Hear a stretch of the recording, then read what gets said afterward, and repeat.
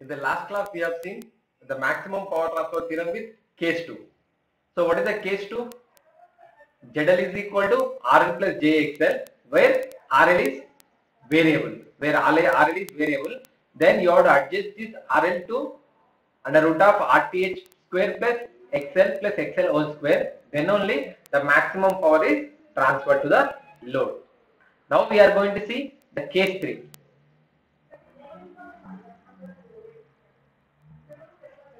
The case 3 is, so ZL is equal to case 3. Case 3, ZL is equal to, that is RL. ZL is equal to RL plus J into 0. It means that RL is equal to ZL is equal to RL, that is purely resistive. Purely, if the load is purely resistive, then how we have to adjust this RL for maximum power transfer? So what is the power equation? P is equal to mod VTH whole square into RL by RL plus RTH whole square plus XL plus XTH whole square. This is a general equation. This is a general equation for P. But do we have any XL value in the load resistance, load impedance? If it is a purely resistive, then what happens to the XL? XL is 0. So if I put XL is equal to 0, then here you will get a new equation for your P. That is your P becomes mod VTH whole square into RL by RL plus RTH whole square plus XTH whole square. How will you get this XTH? By using your Thevenin's theorem. Again, same procedure. If you want to find the maximum power, just do dP by dRL. Because here ZL is equal to RL and RL is variable. If RL is variable, so dP by dRL is just, you can't find dP by dRL and equate it to 0. So what is the dP by dRL? Here you are having RL, here you are having same U by V formula. By using the U by V formula, that is your d by dx of U by V. So from this you will get V square into V U dash minus U V dash. So from this we can write, what is the V square? RL plus RTH whole square plus XTH whole square. V RL plus RTH whole square plus XTH whole square. U dash is, you are having RL, so mod VTH whole square minus U mod VTH whole square into RL. Here you are having RL. This is a constant value. The derivative of constant becomes 0.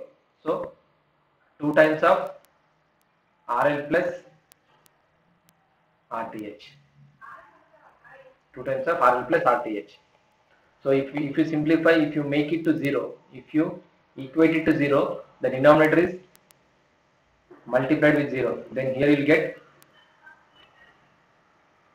RL plus RTH whole square plus XTH whole square multiplied with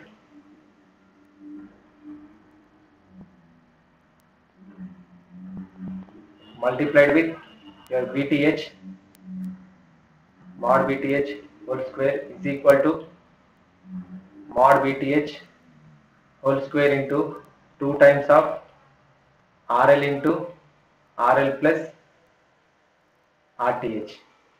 So this VTH gets cancelled.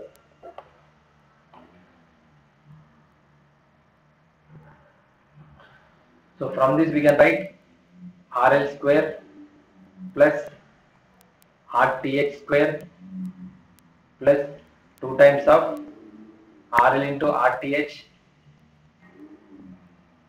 plus XTH square is equal to 2 times of RL square plus 2 times of RL into RTH. These 2 times of RL RTH, these 2 times of RL RTH gets cancelled. So 2RL minus RL square. So from this you can write RL square is equal to if I take this RL to this side 2RL minus R square, that is equal to RL square.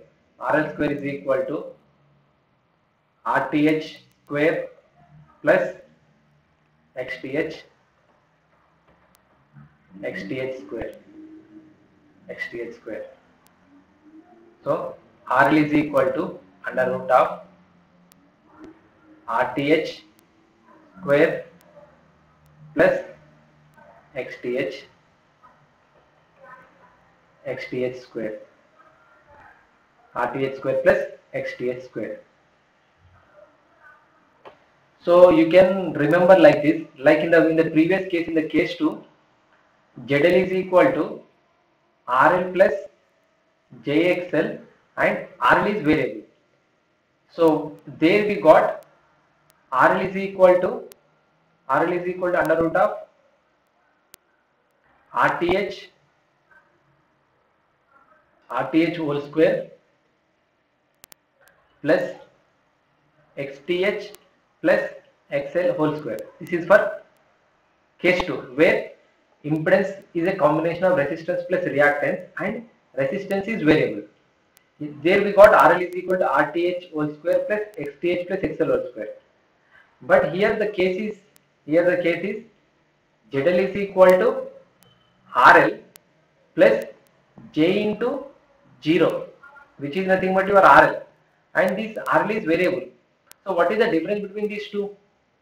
So in the place of XL we have 0. If you substitute in the place of XL is equal to 0, here you are going to get RL is equal to under root of RTH plus RTH whole square plus XTH whole square. So this can be written as RL is equal to, we have a ZTH. What is a ZTH? ZTH is equal to RTH plus J into XTH. Then mod ZTH is equal to under root of RTH square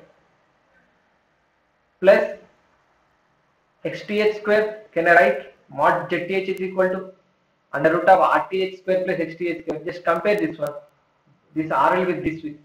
So it is like a RL is equal to mod ZTH. So when this is for case 3. Case 3 is ZL is equal to RL and this RL is variable. Then to which value we have to adjust this RL to make the maximum power transfer to the load.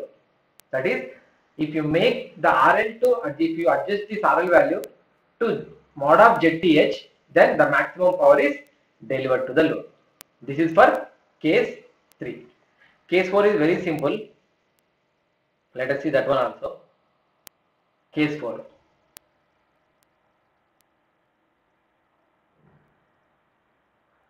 So case 4, if ZL is equal to 0 plus JXL,